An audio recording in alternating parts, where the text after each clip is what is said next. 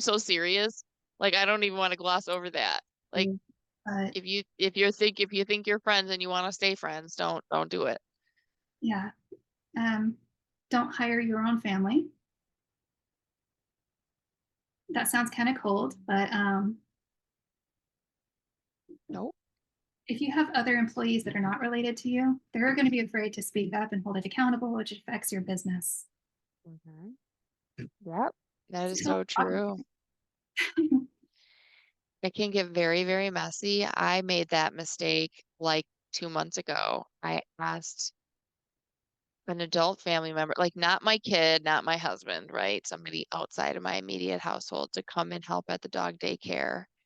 And it was a disaster, a huge disaster, because that person like knows you so well. They will sometimes refuse to take work direction from you. It's like, I'm hiring you to do this. Can you go do this? And then they come in and they're like, oh, I don't think you should do it that way. And it's like, well, wait. My money on the line here.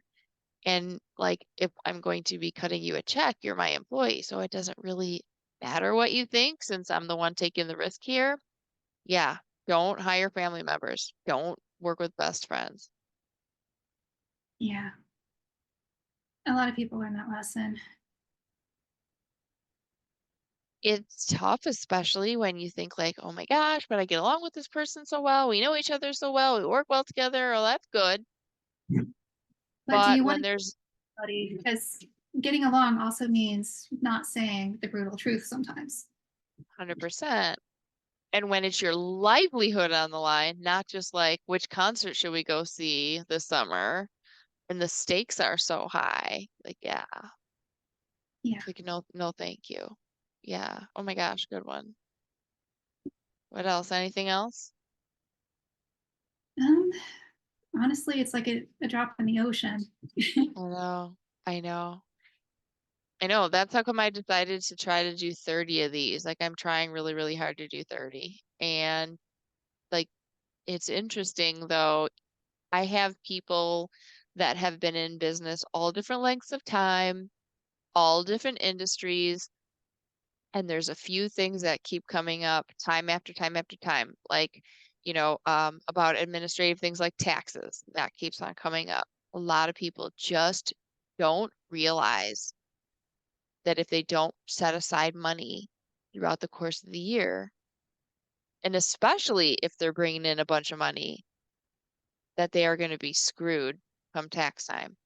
Um, Business partners, hard to work with, right? If you are going to have one, protect yourself, but really just don't bother having one. I think I've already talked to 3 people who are in the middle of like lawsuits and litigations right now, like right now But those because of people just also have the same skill sets because business partners should be opposing.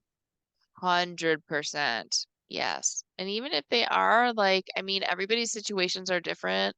One of the ladies I talked to, is married, so there's 2 incomes in the house and the other business partner like isn't, and that's her only source of income for the household. And so Sounds unequally yoked.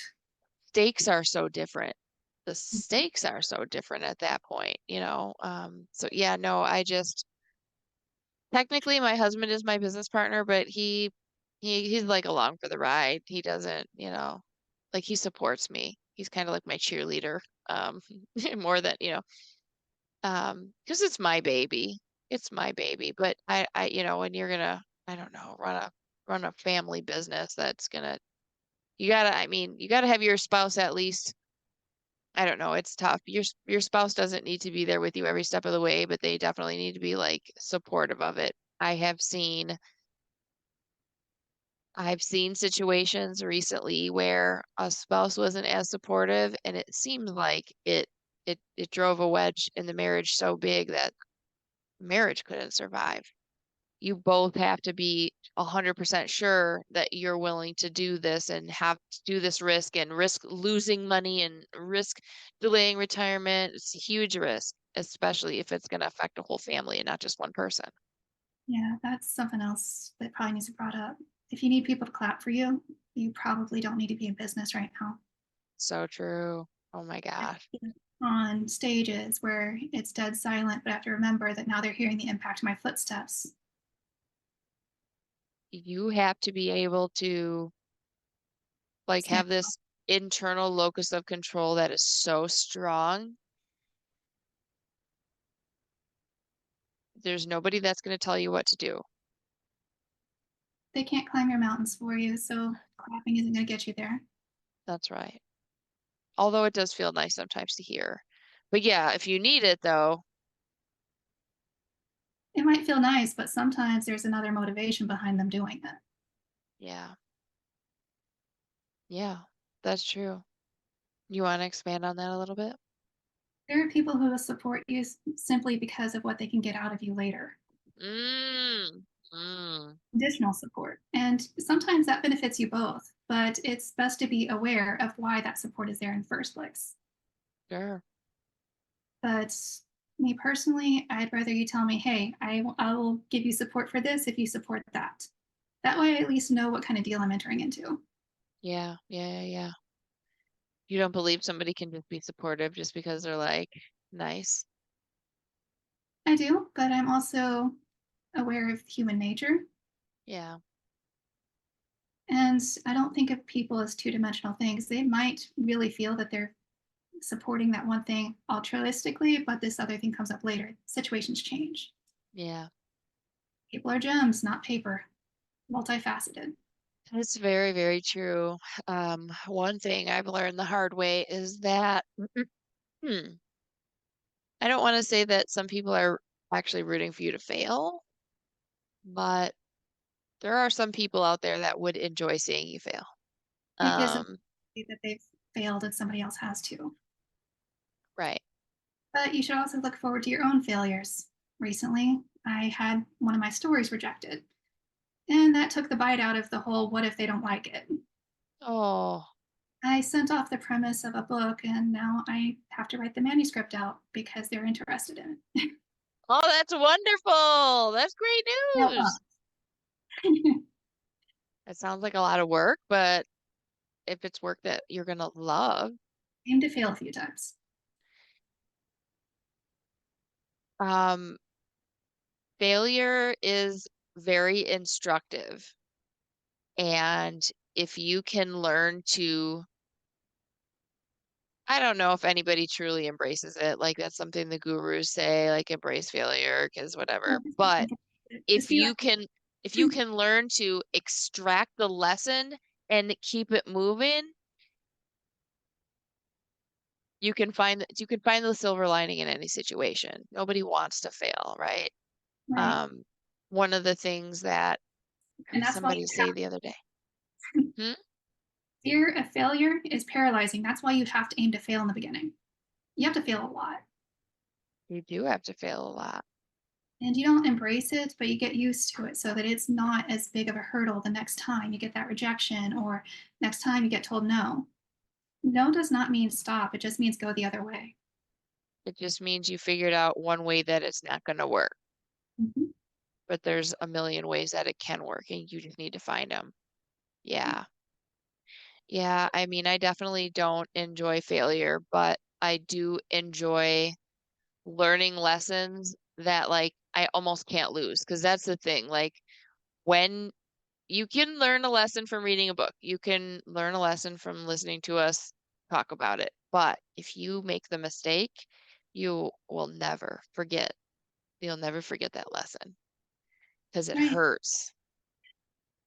It might hurt, but everything great that we have came from a lot of failure first. Everything from medicine to technology.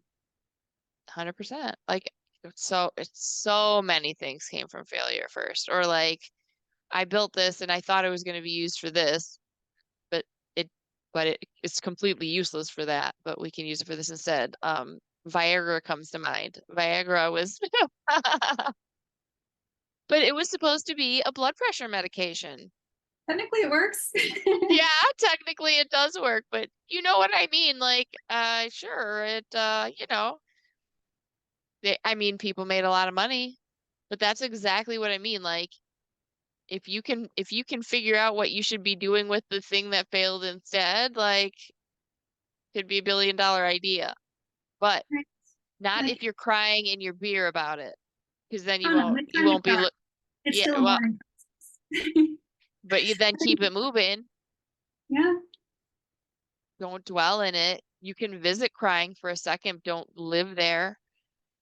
yeah, but just don't suppress that either because that's another thing that'll hold you back. It builds up a fear of rejection again. Yeah, no, you definitely can't fear rejection. As honestly, like every time I make an ad or put out a, whatever, call to action for either one of my businesses, and somebody says no at the beginning, it really felt like a rejection. Like, I'm gonna go to a different dog daycare. Like, okay, that felt like a rejection. But now I'm just like, well, Personally. you might be back. That's always a thing. That's the thing I'm noticing that happens. Sometimes people get mad and they're like, I'm gonna go over there.